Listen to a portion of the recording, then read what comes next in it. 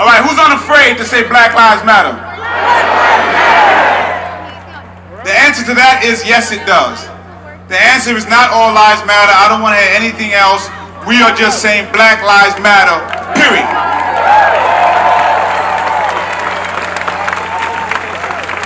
And I am not okay. So I want everybody to say I'm not okay. Say I'm not okay. Just our black brothers and sisters, I want to give you the space to say I'm not okay. Say I'm not okay. I always try to do that because our beautiful coalition here is so wonderful to see black, white, Asian, Muslim, Christian, everybody coming together screaming Black Lives Matter. But I want you to also understand is that very often black folks have to look at these videos and go to work the next day like nothing happened, like they are not suffering from trauma. And so we have to give them and allow them the space to say I'm not okay.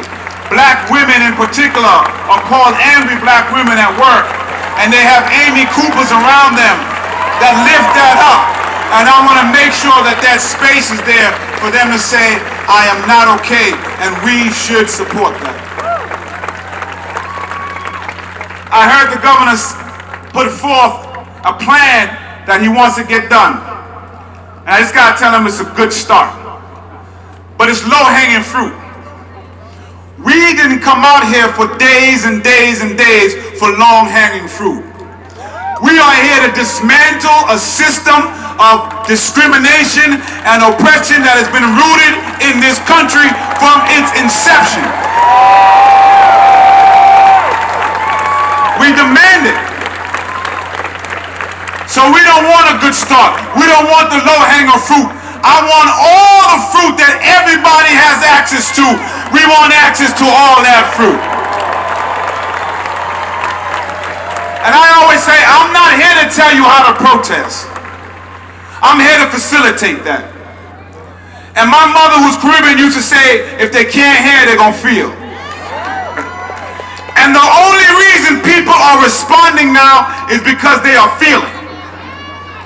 About 2 years ago, whenever it was, when people were taking a knee, all the people who are taking knees now excoriated Colin Kaepernick and everybody else for taking a knee. Now they want to take that because they are scared of what's happening in these streets.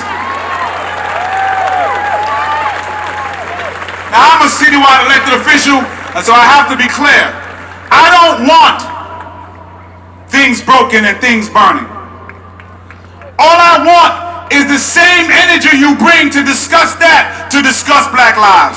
That's all we're asking. My colleague, Majority Leader Laurie Cumbo, had a hashtag, justice. Hashtag justice stops looting. And so we're talking about the violence, and we want the violence to stop, but poverty is violence. People who are living in nature with rats and roaches and mold that looks like carpet, that is violence.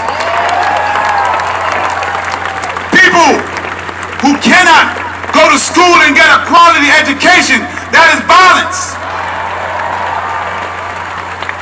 People who consistently have twice the national unemployment rate, that is violence. People who are dying at a higher rate because of coronavirus, because of the failures of institutions and the failure of a mayor and a governor, that is violence. People who were stuck home watching their families die, who came out and had police sent to them because they didn't have a mask on, that is violence. And when people who step up and say we are going to protest the over-policing of our communities, the laws that are put in place to create that tension, and instead of saying, here is my plan, you send more police and more laws like a curfew to create tension, that is violence. So if you're going to talk about violence, talk about all the violence. People were talking no justice, no peace for decades, and they wasn't playing. And they're not playing now.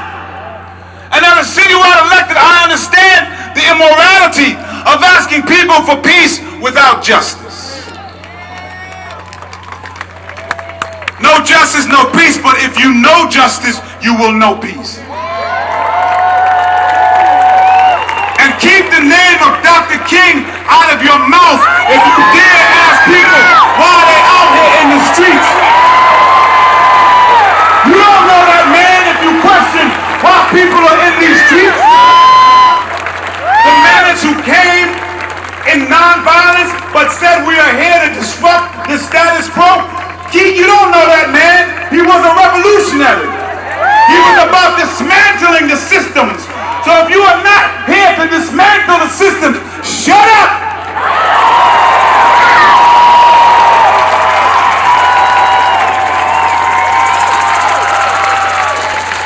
We are not okay.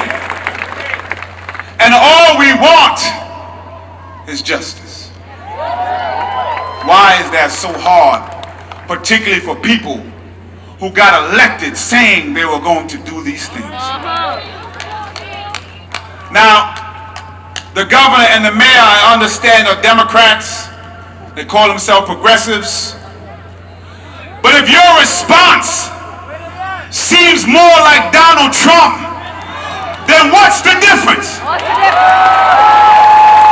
If you let a corona response that has black and brown people dying at higher rates because you didn't listen, if you sent police and the only difference is you don't have as big an army as Donald Trump, then what's the difference?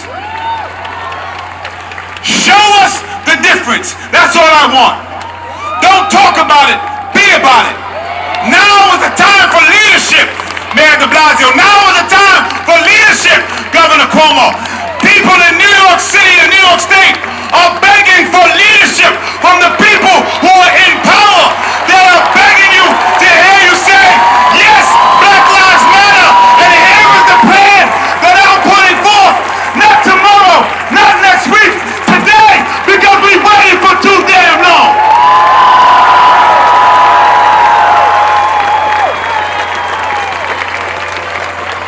And the budget is coming up, de Blasio.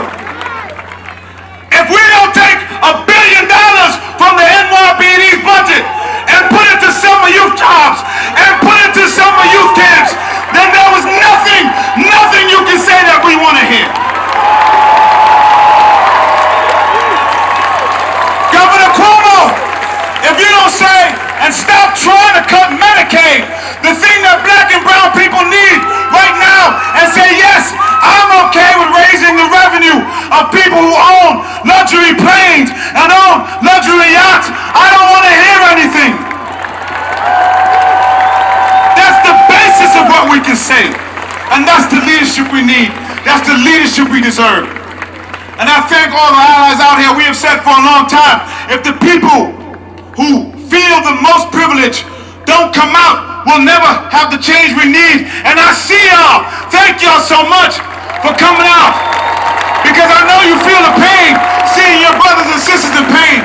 We must continue to comfort the afflicted and afflict the comfortable until there is justice in this land, until there is equity in this land. Not by your voice, not on paper, but in practice every single day. The people in leadership, they're going to look back at history. And what did you do besides saying more police and a damn curfew? The curfew starts at 8 o'clock tonight. I'm going to see all y'all at 8:01.